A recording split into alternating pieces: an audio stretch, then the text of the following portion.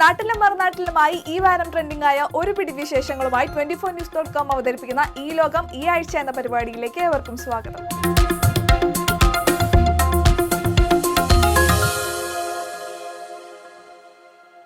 KGF-ന് ശേഷം rocking star Yash വീണ്ടും ആരാധകർക്ക് മുന്നിലെത്തുന്ന ഗീതു മോഹൻദാസ് ചിത്രം ടോക്സിക്കിന്റെ ടീസർ അടുത്തിടെ റിലീസായപ്പോൾ അത് തിരികൊളുത്തിയത് വമ്പൻ വിവാദങ്ങൾക്കാണ്.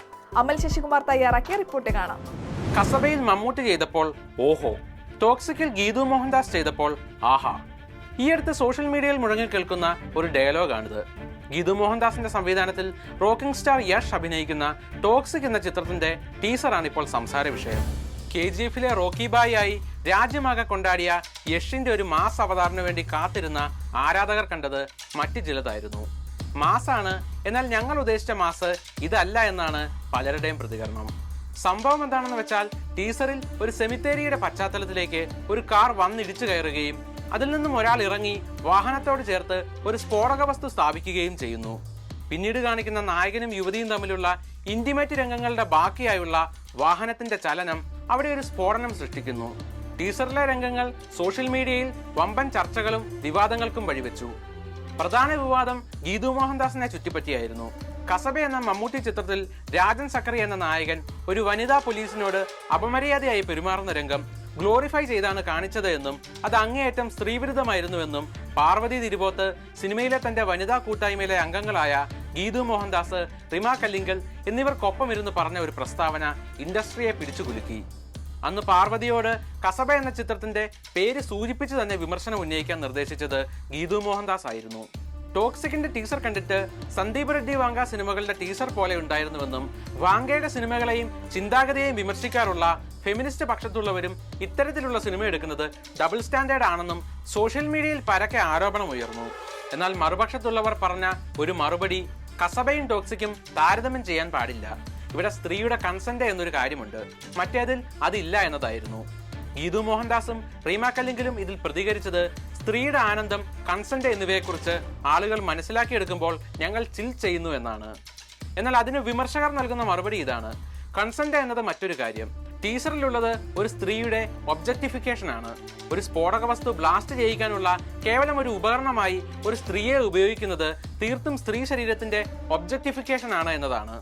അപ്പോൾ ടീസറിനെയും സംവിധായികയും പിന്തുണയ്ക്കുന്നവരുടെ മറുപടി ഇതൊരു ടീസർ മാത്രമാണ്, ചിത്രം റിലീസാകാതെ അതിനെ ജഡ്ജ് ചെയ്യുന്നതിനോട് യോജിപ്പില്ല എന്നാണ്. പക്ഷേ അങ്ങനെയാണെങ്കിൽ ടോക്സിക് ഹൈപ്പർ മസ്കുലിനിറ്റി ജ്വലിച്ചു നിൽക്കുന്ന ഇത്തരമൊരു ടീസർ പുറത്തുവിട്ടതിലൂടെ ആളുകളെ ശരിക്കും തെറ്റിദ്ധരിപ്പിക്കുകയല്ലേ നടക്കുന്നത്?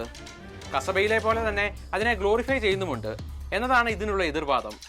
ടോക്സിക്കിന്റെ ടീസർ പുറത്തുവിട്ടതിന് ശേഷം നടനും നിർമ്മാതാവുമായ വിജയ് ബാബു കുറിച്ചതിങ്ങനെയാണ്: ഇരട്ടത്താപ്പിന്റെ റാണിമാർ സ്വന്തം സൗകര്യത്തിന് വാക്കുകളും പ്രവൃത്തിയും വളച്ചൊടിക്കുകയും ഒരു പുരുഷനെ ആക്രമിക്കാൻ മാത്രം ഒരു കൂട്ടായ്മയായി പ്രവർത്തിക്കുകയും ചെയ്യുന്നു. ടീസർ വിവാദത്തെ പറ്റിയോ സംവിധായികയുടെ പേരോ വിജയ് ബാബു എടുത്തു പറയുന്നില്ല. എങ്കിലും ആ കുറിപ്പിനെയും ഒപ്പം പാർവതി തിരുവോത്ത് ഗീതു മോഹൻദാസിനെ ഇൻസ്റ്റാഗ്രാമിൽ അൺഫോളോ ചെയ്തതിനെയും ടോക്സിക്കിന്റെ ടീസർ റിലീസ് ചെയ്ത സമയം തന്നെ നിർമ്മാതാവ് ജോബി ജോർജ് കസബയുടെ 2ാം ഭാഗം വരുന്നുവെന്ന് സൂചിപ്പിച്ചതിനെയും ഈ വിവാദവുമായി ചേർത്ത് വായിക്കുന്നുണ്ട് സോഷ്യൽ മീഡിയയിലെ ആരാധകർ. ഗീതു മോഹൻദാസ് സംവിധാനം ചെയ്യുന്ന ചിത്രം ടോക്സിക്കുമായി ബന്ധപ്പെട്ട ചർച്ചകളാണ് എങ്ങും. നദാലിയോ ബിയാട്രിസോ സെമിത്തേരി ഗേളിനെ തിരയുകയാണ് സോഷ്യൽ മീഡിയ. നീതുസ് രമേശന്റെ റിപ്പോർട്ടിലേക്ക്. ടോക്സിക് ഗീതു മോഹൻദാസ് സംവിധാനം ചെയ്യുന്ന പാൻ ഇന്ത്യൻ ചിത്രം ടോക്സിക്കുമായി ബന്ധപ്പെട്ട ചർച്ചകളാണ് സോഷ്യൽ മീഡിയയിലാകെ. ചിത്രത്തിൽ യശ് അവതരിപ്പിക്കുന്ന രായ എന്ന കഥാപാത്രത്തിന്റെ ഫസ്റ്റ് ഗ്ലിംസ് കഴിഞ്ഞ ദിവസമാണ് പുറത്തുവിട്ടത്. താരത്തിന്റെ ജന്മദിനാഘോഷത്തിന്റെ ഭാഗമായി പുറത്തുവിട്ട വീഡിയോ ഇതിനോടകം തന്നെ വൈറലായി കഴിഞ്ഞു. ടീസർ വന്നതിന് പിന്നാലെ സംവിധായിക ഗീതു മോഹൻദാസിന് നേരെ കടുത്ത സൈബർ ആക്രമണമാണ് നടക്കുന്നത്. മുൻനിലപാടുകൾ ചൂണ്ടിക്കാട്ടി ഗീതുവിനെതിരെ കടുത്ത വിമർശനവുമായി ചലച്ചിത്ര പ്രവർത്തകർ തന്നെ രംഗത്തെത്തിയിട്ടുണ്ട്. ഇതിനിടയിൽ യഷിനൊപ്പം പ്രത്യക്ഷപ്പെട്ട നടി ആരാണെന്ന ചർച്ചകളും സജീവമാണ്. നതാലി ബേൺ എന്ന യുക്രൈൻ അമേരിക്കൻ നടിയാണ് ഇത് എന്നായിരുന്നു ആദ്യത്തെ കണ്ടെത്തൽ. ആ കണ്ടെത്തൽ ശരിവെക്കും വിധം നതാലി ടോക്സിക്കിന്റെ ടീസർ ഇൻസ്റ്റയിൽ പങ്കുവെക്കുകയും ചെയ്തു. തന്നെ തേടിയെത്തിയ ആരാധകരുടെ മെസ്സേജുകളും താരം പോസ്റ്റ് ചെയ്തു. എന്നാൽ ഈ സുന്ദരിയാണ് എന്റെ സെമിത്തേരി ഗേൾ എന്ന് പറഞ്ഞ് ഗീതു മോഹൻദാസ് മറ്റൊരു നടിയുടെ ചിത്രം ഇൻസ്റ്റഗ്രാമിൽ ഷെയർ ചെയ്തു. ബിയാട്രിസ് ടൗഫൻബാച്ച് എന്ന നടിയാണ് തന്റെ സെമിത്തേരി ഗേൾ എന്നാണ് ഗീതു വെളിപ്പെടുത്തിയത്. ബിയാട്രിസിനെ മെൻഷൻ ചെയ്തുകൊണ്ടായിരുന്നു ഗീതുവിന്റെ പോസ്റ്റ്. ഇവരുടെ ഇൻസ്റ്റഗ്രാം അക്കൗണ്ട് നിലവിൽ പ്രൈവറ്റ് ആണ്. ഇതോടെ സെമിത്തേരി രംഗങ്ങളിലുള്ള നടി ബിയാട്രിസ് ആണെന്ന വിലയിരുത്തലിലാണ് സോഷ്യൽ മീഡിയ. പുറത്തുവന്ന ടീസറിൽ മറ്റ് നായികമാരില്ലാത്തതിനാൽ സംവിധായിക ഉദ്ദേശിച്ചത് ബിയാട്രിസിനെ തന്നെയാണെന്ന കമന്റുകളും ഉയരുന്നുണ്ട്. ടീസർ പുറത്തു വന്നതിന് പിന്നാലെ മോഡലും നടിയും തിരക്കഥാകൃത്തുമായ നതാലി ബൺ വലിയ ശ്രദ്ധ നേടിയിരുന്നു. നതാലി ആരാണെന്നും എന്താണ് ഇവരുടെ പശ്ചാത്തലം എന്നതുമടക്കം ചർച്ചകളും ഉയർന്നു വന്നു. ടോക്സിക്കിന്റെ കാസ്റ്റ് ലിസ്റ്റിലും നതാലി ബേണിന്റെ പേരുണ്ട്. ഇതോടെ ടോക്സിക്കിൽ മറ്റെന്തെങ്കിലും വേഷത്തിലാകും നതാലി എത്തുക എന്നും അഭിപ്രായമുയരുന്നുണ്ട്. ചിത്രം മാർച്ച് 19 ആഗോളതലത്തിൽ റിലീസ് ചെയ്യുമെന്നാണ് നിർമ്മാണ കമ്പനിയായ KVN പ്രൊഡക്ഷൻ അറിയിച്ചിട്ടുള്ളത്. ഒരേ സമയം കന്നഡയിലും ഇംഗ്ലീഷിലുമാണ് ചിത്രം ഒരുങ്ങുന്നത്. മറ്റ് ഇന്ത്യൻ ഭാഷകളിലേക്കും സിനിമ ഡബ് ചെയ്യുമെന്ന വിവരവുമുണ്ട്. യഷിന്റെ 19ാം സിനിമയാണിത്. ചിത്രത്തിൽ നയൻതാരയും കിയാര അദ്വാനിയും രുക്മിണി വസന്തും പ്രധാന വേഷത്തിൽ എത്തുമെന്നും റിപ്പോർട്ടുകളുണ്ട്. സ്പാനിഷ് സൂപ്പർ കപ്പിലെ സൂപ്പർ പോരാട്ടം, ഇഞ്ചുറി ടൈമിൽ സൂപ്പർ ക്ലാസിക്, അങ്ങനെ ചാമ്പ്യൻസ് പട്ടം ചൂടി ബാഴ്സലോണ. ആ സൂപ്പർ ത്രില്ലിംഗ് പോരാട്ടത്തിന്റെ കഥ മെറിൻ കെ ബിജു പറഞ്ഞു തരും. ഫുട്ബോൾ മത്സരങ്ങളുടെ ഫൈനൽ എന്നും ഒരു ആവേശവും ആഘോഷവുമാണ്. അത് ചിരവൈരികളായ റയൽ മാഡ്രിഡും ബാഴ്സലോണയും തമ്മിലാകുമ്പോൾ ആ ആവേശം ഓരോ ഫുട്ബോൾ പ്രേമികൾക്കിടയിലും ഇരട്ടിയിലധികമാകും. സ്പാനിഷ് സൂപ്പർ കപ്പ് ഫൈനലിലും ഇരുവരും ഏറ്റുമുട്ടിയപ്പോൾ ആവേശം മാത്രമല്ല വാശിയും കൂടി ചേർന്നു. ഒക്ടോബറിൽ ലാലിഗയിൽ നേരിട്ട് തോൽവിക്ക് മറുപടി നൽകുക എന്നതായിരുന്നു ബാഴ്സയുടെ ലക്ഷ്യം.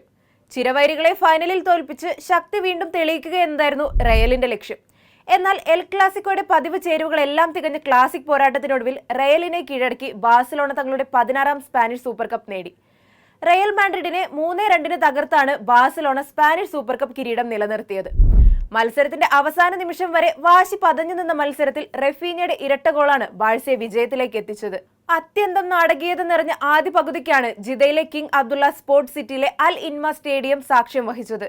ആദ്യ പകുതിയുടെ 36ാം മിനിറ്റിൽ റഫീഞ്ഞയിലൂടെ ബാഴ്സയാണ് ആദ്യം വലകുലുക്കിയത്. ബ്രസീലിയൻ താരത്തിലൂടെ തന്നെ റയലിന്റെ മറുപടി പിന്നാലെ എത്തി.